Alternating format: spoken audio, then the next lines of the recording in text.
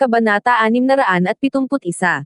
Nang makita ang walang kabuluhan na pag-uugali ni Daryl, namula ang maliit na diwata at malamig na sinabi, "Ayokong maghugis." Siya ay isang maliit na diwata mula sa Fuyao Palace. Paano siya makakapaghugas kasama niya? Napakamot sa ulo si Daryl at ngumisi.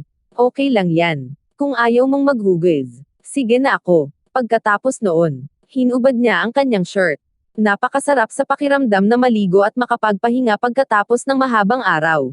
Pagkakita sa kanya na hinuhubad ang kanyang shirt ng totoo, tinadyakan ng maliit na engkanto ang kanyang mga paa at sumigaw. "Ano ang ginagawa mo? Bawal kang maghugis." "Bakit?" bulong ni Daryl. "Bakit hindi ako makapaghugas kung ayaw mo? Anong klaseng loika ito? Masyado kang nangingibabaw. Hindi ba? Hindi makatuwiran iyon." Malamig na humilik ang munting diwata at hindi siya pinansin. Ang parehong mga dalaga ay naaliw ng nakakatawang eksena. Si Master Daryl at ang kanyang asawa ay nanliligaw sa isa't isa. Bamaantong hininga si Daryl, umupo at pinagsama ang pantalon. Sinabi niya, "Aba, kung gayon hindi ako maliligo. Paano na lang ang maghugas ng paa?" Hinubad ni Daryl ang kanyang sapatos. Nagmamadaling lumapit ang isang dalaga at nagdala ng kahoy na palanggana mula sa labas. Pinunan niya ito ng isang palayok ng mainit na tubig at dinala ito sa Daryl. "Master Daryl, tutulungan kita sa paghuhugas ng iyong mga paa." Bahagyang ngumiti si Daryl at sadyang sinabi, "Kalimutan mo, madalas magselos ang asawa ko. Hindi niya gusto ang nakakakita ng ibang mga kababaihan na hinahawakan ako." Sa pagsasalita tungkol doon, binaling ni Daryl ang kanyang ulo at sumulyap sa maliit na engkantador. "Tama, mahal, kung sakali. Bakit hindi mo ako tulungan sa aking mga paa?" Natatawang sabi ni Daryl sa kanyang puso. Sa pagtingin sa ekspresyon ng maliit na engkanto, lalo siyang lumigaya at lumigaya. Galit na galit ang maliit na diwata. Sa sobrang inis ni Daryl, alam na hindi siya naglakas loob na ibunyag ang kanyang pagkakakilanlan. Ginawa niya ang lahat para mas ulit siya. Nagalit si Irene habang iniisip ito. Humakbang, at sinipa ang tub, whoosh, para sa isang sandali. Ang tubig splash sa buong sahig. Si Daryl ay basang-basa, habang ang dalawang dalaga sa tabi niya ay bulalas na bulalas. "Umalis kayong dalawa dito at hindi kayo makakapasok ng walang pag-utos," galit na utos ni Irene. Ang dalawang dalaga ay hindi naglakas loob na damaykit matapos maibigay ang utos kaya't mabilis silang lumabas. Nang makalabas siya sa labas, hinaplos ng isa sa mga dalaga ang kanyang puso ng matagal na takot at marahang sinabi, "Si Master Daryl ay isang taong may talento. Bakit siya nag-asawa ng ganyang krudo?" Tumanggo ang ibang kasambahay sa pakikiramay. "Oo, ang babaeng iyon ay napakaganda at may magandang ugali. Hindi ko inasahan na magiging masama ang ugali niya. Kaya talagang hindi talaga niya pinapantayan si Master Daryl." Ang tinig ng dalawang dalaga ay napakaliit. At sila ay nahiwalay mula sa kabilang kampo. Kaya't hindi marinig ng karamihan sa mga tao. Gayunpaman, bilang isang level 2 martial saints, malinaw na maririnig sila ng maliit na engkantador. Nakaramdam siya ng hiya at galit. Kaya masidhing tinitigan niya si Daryl. "Itong bastard na ito, ipinaisip niya sa buong New World na asawa niya ako." Sa kabila nito, nagpakita si Daryl ng isang palakaibigang ngiti. "Kalimutan mo, hindi ko rin huhugasan ang paa ko. Mahal, pahinga na tayo. Papunta na sana siya sa ilalim ng kumot." "Bumaba ka." Naiinip ni Irene ang kanyang mga paa. "Kasto ba ng taong walang kahihiyang ito na matulog sa isang kama kasama ko?" Ano ang kahangahangang ideya niya? Sa huli, hindi inaasahan ni Irene na tatayo bigla si Daryl at hinawakan ang kanyang aku-point upang pigilan siyang gumalaw. Si Daryl ay napakabilis. Kahit na ang munting engkanto ay hindi talaga nag-react. Sa maikling panahon, hindi na nakakagalaw si Irene. Nagprotesta siya kaagad. "Ano ang ginagawa mo?" Bahagyang humagalak si Daryl at tiningnan siya ng mapaglarong. "Ano ang pinagsasabi mo?" "Siyempre, niyakap ko ang asawa ko para matulog." Dinala ni Daryl si Irene sa kama. Tila walang kamatayan si Irene at ang kanyang katawan ay sexing at nakakaakit. Naalala ni Daryl ang tanawin na natapos siya sa pagpatay sa babaeng ito. Nais ni Daryl na linisin siya. Mas galit siya. Mas masaya si Daryl. Hindi malinis ng maliit na diwata. Namula ang mukha nito sa galit. "Yo, bitawan mo ako." Hindi mapigilan ni Daryl na tumawa. Sadyang umiling siya at sinabing, "Paano natin ito magagawa? Kami ay mag-asawa. At ito ay isang mag-asawa na dapat matulog ng magkasama. Narinig ito. Halos maiyak na si Irene. Mahigpit niyang kinagat ang labi. Halos dumudugo mula sa kagat. Nais siyang magalit ni Daryl. Mas galit siya. Mas masaya siya. Hindi niya talaga ginusto na matulog sa kanya. Ikaw. Sa sandaling ito, nakikita siyang halos umiiyak. Ngumiti si Daryl at sinabi, "Bueno, ngayong gabi, makatulog ako sa lupa. Ngunit tatawagin mo akong mabuting asawa." Mainit ang mukha ni Irene. Parang ulap ng apoy. Labis siyang nahiya. Ang bastard ay naging mas mahusay at mas mahusay sa paggawa ng kanyang galit. Gayunpaman, kung hindi siya tumawag, matutulog siya sa kanyang sarili. Paano siya matutulog sa parehong kama niya? Ang maliit na reputasyon ng diwata ng Fuyao Palace ay mapinsala. At ang Fuyao Palace ay magiging isang tawanan. Gayunpaman, ang dalawang salitang iyon ay mahirap na makawala sa kanya. Nahiga si Daryl sa kama. Ngumiti sa kanya, at tinanong ng pisngi, "Ano ang dapat mong tawagan sa akin? Kung hindi mo ako tatawagan, papatayin ko ang kandila at matulog na." Ikaw, rascal. Si Daryl ay talagang isang bastos. Pinagsisisihan niya na hindi siya pumatay dati na humantong sa pag-abuso sa kanya at pinahiya siya. Hindi ito magawa ni Irene. Galit na tinitigan niya si Daryl. Kung maaari niyang pumatay ng isang tao sa kanyang mga mata, si Daryl ay nasugatan sana. Masikip ang mga labi mo. Ngumiti si Daryl. Sa kasong ito, papatayin ko ang mga ilaw. Pagkatapos nito, sinubo niya ang kandila. Ang maliit na engkanto ay balisa at halos lumabo. Ikaw, huwag patayin ang mga ilaw. Asawa, namumula ang kanyang mukha. Parang isang hinog na mansanas. Kabanata 672. Haha, napakabait sa akin ng asawa ko. Tumawa si Daryl sa tawa at hinaplos ang buhok ng maliit na diwata. Halos malata ang mga buto sa kanyang katawan nang tawagan niya si Daryl na asawa. Ikaw, ang maliit na engkanto ay nahiya at nagalit. Hindi niya pinangarap na handa siyang tumawag sa isang tao na isang asawa. Bumaba ka at matulog sa sahig. Daing ng maliit na diwata. Mabuti, matulog ang asawa mo. Siniko siya ni Daryl. Pinagkalat ang kama sa lupa. At matulog ng masaya. Gayunpaman, hindi niya nilaya ang maliit na diwata. Gayunpaman, ang mga tao ay maaaring matulog sa nakapin na estado ng akyapangkor. Umaga kinaumagahan, mahimbing na natutulog si Daryl at bigla siyang ginaisang ng tunog ng isang sungay. Ang sungay ay parang isang bolt ng kidlat at umiling ito. Napaupo bigla si Daryl. Tumibok ang puso niya sa takot. Iyon ang gising, call. Nagising din ang munting diwata. Sinulat ang mukha niya sa pagod. Hindi siya nakatulog ng maayos noong gabi sa takot na mapagsamantalahan siya ni Daryl kung gagawin ito. Tumutol sa kung ano ang naisip niya. Si Daryl ay natutulog tulad ng isang troso. "Master Daryl, maaari ba kaming pumasok?" Dumating ang boses ng dalaga mula sa labas ng pintuan. Come in," sabi ni Daryl. Nakatayo sa sobrang pagkataranta. Ang dalawang dalaga ay nagtulak sa pintuan at nagdala ng isang hanay ng nakasuot. Si Daryl ay mayroong isang hanay ng nakasuot para sa kanyang opisyal na posisyon. Matapos tulungan si Daryl na magsuot ng baluti, ang dalawang dalaga ay naglakad palabas ng kampo.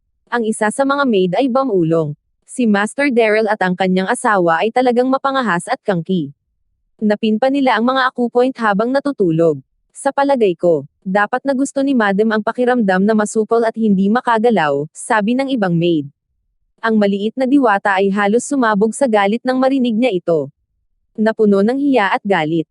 At tinitigan si Daryl. "Bakit mo ako tinatitigan?" Daryl mapait na ngumiti. "Ang dalawang dalaga ay nagsasalita sa likuran namin. Ngunit ano ang gagawin sa akin? Mabilis. Pakawalan mo ako," malamig na sabi ng maliit na diwata.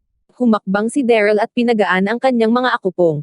Pagkatapos, lumabas siya ng tent. Sa labas ng tent, malakas ang tambol. Ang mga tropa mula sa New World ay hindi advanced. Sa makatuwid, nagmarcha at naipaabot ang mga diskarte sa gyera sa pamamagitan ng tunog ng tambol. Malakas ang mga tambol, at ang mga sundalo ng bagong daigdig, bawat armadong may mahabang sable at sibat, ay sinalakay ang Donghai City ng may mataas na espiritu. Sa una, Daryl at ang maliit na engkantode ay kukuha ng pagkakataon na makawala. Gayunpaman, pagkalabas na nila ng tent, sinalubong sila ng Black at White Cavaliers na nakasuot ng ngiti sa kanilang mukha. Master Daryl at Madam, tumawa si Black Cavalier at tinapik sa balikat si Daryl. Inimbitahan kayo ni Commander Sloan pareho sa tent ng militar. Yung dalawang hindi pinalad na figure. Bumantong hininga si Daryl. Hindi sigurado kung bakit, ngunit ang nakikita sa kanilang dalawa ay palaging nakakainis na parang walang mabuti. Madulas na ako. Bakit mo ako pinupuntahan sa military tent? Sinumpa ni Daryl sa kanyang puso. Ngunit nakangisi siya. Sinabi niya, Brother Black at Brother White. Hindi ba dapat ako pumunta sa battlefield? Bakit ako sinabihan ng commander na pumunta sa tent ng militar? Hindi ko alam. Ang Black Cavalier ay nagkalat ang kanyang mga kamay. Kami na mga kapatid ay narito lamang upang ipasa ang mga order. Master Daryl, mangyaring, pinangunahan ng Black and White Cavaliers. Kabanata 673. Dalawang idiot. Mahinang ungol ni Daryl habang nakatingin sa kanilang likuran at sinundan sila sa military tent. Kabilang sa mga tent na itinayo ng mga tropa ng New World. Mayroong isang malaking tent ng militar. Ang tent na ito ng militar ay ginamit ng commander at ng mga sundalo upang talakayin ang kanilang mga plano sa pag-atake. Ang mga general ng tropang New World ay natipon lahat sa tent ng militar. Sa tent ng militar, nakaupo si Sloan sa itaas na may malamig na mukha. Sa mga oras na tulad nito, siya ay lubos na solemne. Ang mga general sa ibaba niya ay hindi nang ahas na gumawa ng anumang malakas na ingay. Maging ang kanilang paghinga ay kontrolado. Mas maaga, ang mga sundalo mula sa bagong daigdig at ang mga nagtatanim mula sa World Universe ay nagkaroon ng kanilang unang komprontasyon. Ngunit hindi sila nasisiyahan sa resulta. Ang labanan ay tumagal lamang ng 10 minuto. Ang magkabilang panig ay nagdose ng matinding pinsala at nawala ang libu-libong lakas ng tao. Nais ni Sloan na talakayin ang lungsod ng Donghai sa loob ng 3 araw. Gayunpaman, sa paghusga mula sa sitwasyon noon, maraming tao mula sa World Universe ang nagtipon ang lungsod ng Donghai. Na nag-aalok ng suporta upang bantayan ang lungsod laban sa mga kaaway. Dapat ba itong magpatuloy? Kailan nila ibabagsak ang Donghai City? Si Daryl at maliit na diwata ay dinala sa tent ng militar. Nag-uulat si Daryl sa Commander-in-Chief, magalang na pagbati ni Daryl kay Sloan. Bagaman nag-aatubili siyang saludo sa kanya, wala siyang pagpipilian. Nakatira siya sa ilalim niya. Sa teritoryo niya, bahagyang tumanggo si Sloan at tumingin sa kanya. Daryl, ikaw ay katutubong ng Donghai City. Tama, oo, sumagot si Daryl. Tumanggo si Sloan at dahan-daang sinabi. Dahil ikaw ay katutubong sa Donghai City, bibigyan kita ng isang gawain ngayon. Haantong ka sa ilang mga sundalo upang makalusot patungo sa likuran ng kaaway at maglunsad ng isang sorpresang atake at asarin sila. Dapat mong sorpresahin sila. Sigurado ako na ang 6 na pangunahing sekta at ang mga magsasaka ay nasa gulo. Ano, sinabi mo ba sa akin na maglunsad ng isang sneak atake sa 6 na pangunahing sekta at mga nagsasaka? Natigilan si Daryl. Nag-ulo siya. Bagaman mayroon siyang mga hinaing sa 6 na pangunahing sekta. Siya ay tatayo na nagkakaisa sa kanyang mga tao laban sa mga kaaway. Paano niya maaatake ang 6 na pangunahing sekta? Sa pag-iisip tungkol sa ipinag-utos na order. Tumanggi si Daryl ng isang nakangiting ngumiti. Commander, ayokong gawin ang sneak attack. Dapat kang umalis. Malamig na tiningnan siya ni Sloan. Pinapayagan ng kanyang tono ang walang pag-aalinlangan o pagtanggi. Hindi nasisiyahan si Sloan na maglakas loob si Daryl na tutulan ang kanyang order. Sa hukbo, ang kanyang mga order ay tulad ng mga edisyon ng Imperial. Naglakas loob ba si Daryl na tutulan ang utos ng hari? Nakasimangot si Sloan. Kumuha siya ng isang token at iniabot kay Daryl. Sasabihin ko itong muli. Kukuha ka ng ilang mga sundalo upang ilunsad ang mga sneak atake sa mga pangunahing sekta at hindi mo dapat sumuway sa aking utos. Dalhin mo ang token na ito. Kinakailangan ang token upang makalabas mula sa enchanted barrier na itinayo sa paligid ng tent para sa proteksyon. Nang makita na si Daryl ay mayroong isang token. Ang maliit na diwata ay napakasaya. Nag-aalala siya kung paano siya makakalusot. Sa token, nagawa niyang umalis sa kampo ng walang hadlang.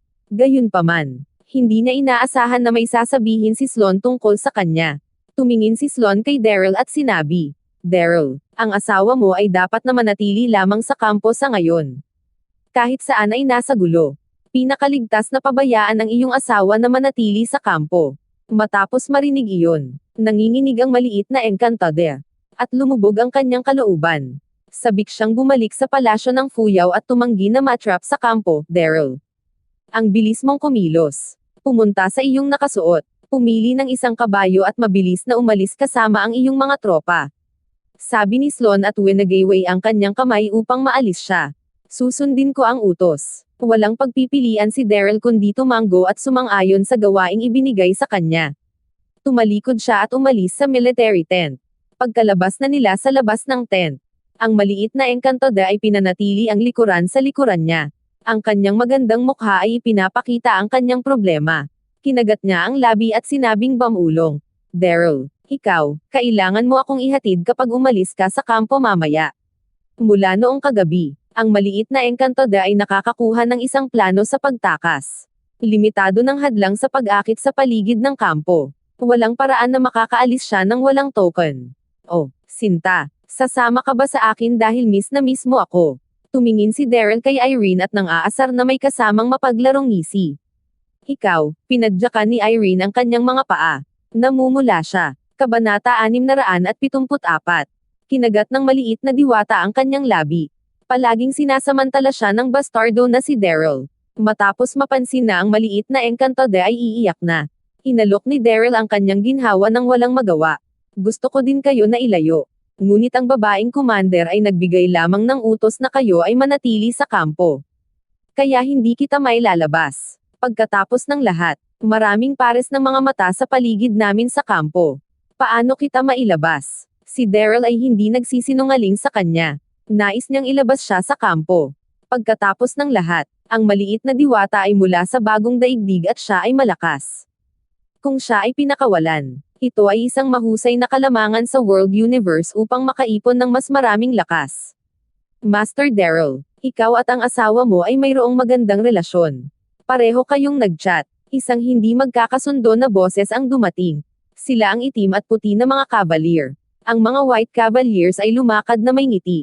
At sinabi sa maliit na engkantoda, Madam, nag-aalala ka ba sa misyon ni Master Daryl at kung siya ay nasa panganib? Isang pagpapala para kay Master Daryl na magkaroon ng isang mapagmahal na asawa na tulad mo. Oo, maswerte talaga para kay Master Daryl na nagpakasal sa kanyang asawa. Sumali si Black Cavalier. Ang dalawa ay tinutukoy ang maliit na engkanto bilang asawa ni Daryl. Ngunit ang maliit na engkantoda ay hindi maaaring tanggihan kahit namumula siya. Gaano ba ito nakakainis? Biglang, nagkaroon ng pagbabago sa boses ng Black Cavalier habang nakadirekta siya kay Daryl. Master Daryl, maaari ka lamang magdala ng 30 tao. Ngunit ang mga taong ito ay lahat ng antas ng Marshal Marquis. Hinihintay ka nila sa kampo sa unahan pa. Pumunta at salubungin sila. Tumanggo si Daryl at naglakad papunta sa kampo. Nang dumaan sa maliit na engkantoda. Bamulong si Daryl sa mahinang tinig, huwag kang mag-alala. Ilalabas kita tuwing may pagkakataon ako. Ano, bago pa makapagreaksyon si Irene. Ngumiti si Daryl at nagtanim ng halik sa pisngi. Sinta, hintayin mo ako. Matapos ang halik, tumalikod si Daryl at tumakbo. Kailangan niyang magmadali at umalis matapos siyang samantalahin. Naisip niya na dapat siya ay maging pik ng halik at ang pag-iisip ng kanyang galit na mukha ay sapat na upang iangat ang kanyang espiritu. Hahaha, ikaw, oo naman. Ang maliit na engkantoda ay galit na galit. Palagi siyang malinis at dalisay at hindi hinalikan ng isang lalaki. Mayroong 2 mga patch ng malalim na pulang pamumula sa kanyang mukha. Sinubukan niyang abutin si Daryl ngunit napakalayo na niya. Madam, may mga panuntunan sa kampo ng militar. Hindi pinapayagan ang mga miyembro ng pamilya na maglakad ng basta-basta. Dapat kang bumalik sa tent at magpahinga. Nakangiting paalala sa kanya ni Black Cavalier. Pinadyakan ni Irene ang kanyang mga paa at atubiling bumalik sa tent. Sa kabilang panig, dinala ni Daryl ang 30 na sundalo sa The Wishing Star Tower. Sa daan, gumawa ng mga plano sa kanyang ulo si Daryl. Walang paraan na ilulunsad niya ang isang sneak atake sa 6 na pangunahing sekta. Makalipas ang kalahating oras, kumuha si Daryl ng 30 sundalo at nakarating sa tuktok ng bundok sa likuran ng The Wishing Star Tower. Nakatayo sa tuktok ng bundok. Mayroon silang walang hadlang na pananaw upang panoorin ang sitwasyon sa parehong mga kampo. Lahat ng 30 kawal na iyon ay labis na nasa sabik. Ang burol na ito ay talagang isang magandang lugar para sa mga pag-atake ng sneak. Napalubog pa rin sila sa kagalakan ng polybotan sila ni Daryl at direktang napin ang kanilang mga akupong may bilis ng kidlat. Naging hindi agad kumilos sila. Master Daryl, Ikaw ay, ang 30 sundalo ay nalito. Hindi nila akalain na si Daryl ang makakagawa ng biglaang paglipat. Biro ni Daryl. Kumuha siya ng ilang mga table tas at isinuksok ito ng direkta sa kanilang mga bibig. Iyon ang mga Heaven Cult Elixirs. Upang malupig ang iba't ibang mga masasamang puwersa sa Elysium Gate. Nag-eksperimento si Daryl sa maraming mga Heaven Cult Elixir. Halimbawa, ang 10 mga villain na ayaw sumali sa Elysium Gate ay nagbago ang kanilang isip matapos mabigyan sila ng mga elixir. Master Daryl, ikaw, ano ang ibinigay mo sa amin? Parang lason. Ang 30 taong iyon ay sumigaw kay Daryl. Natakot sila. Kabanata 675. Ngumiti ng bahagya si Daryl. Winagayway niya ang kamay at sinabing, huwag kang magpanik. Ang binigay ko sa iyo ay isang uri talaga ng lason. Tinawag itong Heaven Cult Elixir. Hindi ka agad mamamatay pagkatapos kumuha ng elixir na ito. Kailangan mong kunin ang panlunas sa bawat taon. Kung hindi man, mamamatay ka ng masakit na tulad ng pagmamarka ng mga kutsilyo sa iyong balat. Pinag-isipan ito ni Daryl. Hindi siya maglulunsad ng isang sneak atake sa 6 na pangunahing sekta. Bagaman mayroon siyang mga hinaing sa kanila, kailangan niyang isaalang-alang ang pangkalahatang sitwasyon. Para sa 30 sundalo na iyon. Sayang ang pagpatay sa kanila. Mas makabubuting gamitin ang mga ito para sa kanyang kita. Nakangiting sabi ni Daryl. Hindi ka ba naniniwala? Kaya, subukang i-channel ang iyong panloob na enerhiya sa Double Yang Meridian. Nararamdaman mo ba ang isang matinding sakit? Na-unlock ni Daryl ang kanilang mga akupoint matapos iminungkahi iyon. Ang 30 taong iyon ay palihim na sinubukan ito. At ang kanilang mga ekspresyon ay nagbago ng husto sa isang iglap. Ito ay totoo. Nalason sila, upang sabihin sa iyo ang totoo. Hindi ako maaaring lumayo sa bagong daigdig. Ang ekspresyon ni Daryl ay solemne. Tumingin siya sa paligid ng kanilang mga mukha bago seryosong pagbaybay. Ayokong patayin ka, kaya binibigyan kita ng pagkakataon ngayon. Susundan mo ako o mamamatay ka agad. Isang malakas na aura ang pumuno sa kanyang katawan nang sinabi niya iyon. Ang 30 taong iyon ay nagpalitan ng tingin sa isa't isa. Nag-aalangan sila. Sa loob ng 2 segundo. 2 sundalo ang nagbigay ng presyon at lumuhad. Yumuko sila kay Daryl at binigkas ang kanilang katapatan. Handa akong sumali sa Master Daryl. Payag din ako. Pagkakita ng nangunguna, ang iba ay sumunod sa suit. Wala sa kanila ang handang mamatay. Pangako ng katapatan kay Master Daryl. Handa akong makasama ka hanggang sa araw na mamatay ako.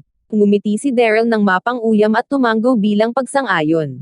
Itinaas niya ang kanyang kamay ng dahan-dahan at ginamit ang kanyang panloob na lakas upang tulungan sila. Sige. Huwag mo akong tawaging Master Daryl. Tawagan mo na lang akong Brother Daryl mula ngayon. Utos ni Daryl. Ayaw niyang gamitin ang pamagat na ibinigay ng bagong daigdig noong siya ay bahagi ng World Universe. Susunod kami. Sunod-sunod na tumanggo ang mga sundalo. Bigla, isang malakas na boses ang lumabas mula sa di kalayuan. Daryl, what a ski asterisk embag. Sa paggabay ng boses. Ang Abbas Mother Serendipity ay nakatayo sa di kalayuan na may malamig at malungkot na mukha. Nagawa niyang pisilin ang mga salitang iyon sa pamamagitan ng kanyang mga nakangisi. Mayroong daan-daang mga elite mula sa iba't ibang mga sekta na nakatag kasama niya.